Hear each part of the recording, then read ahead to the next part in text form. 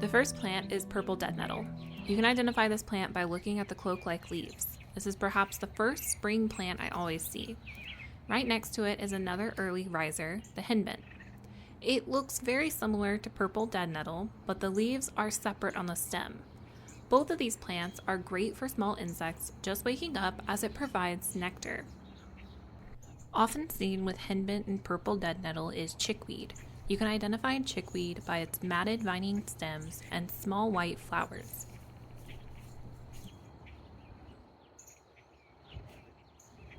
The next plant is young pokeweed.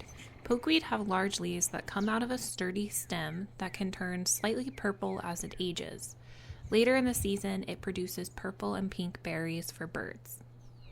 White clover can also be seen this time of year and is a great food for smaller insects like bees. The next plant is spring veg. It vines quite a bit as well and has small purple flowers. This is in the pea family and is a good nitrogen fixer in the soil.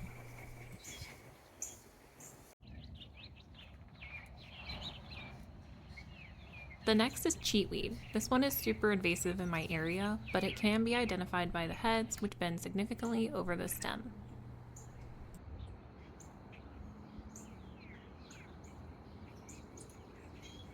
Blackberries will bloom this time of year as well, and you can identify them by these white flowers stemming out from the darker leaves.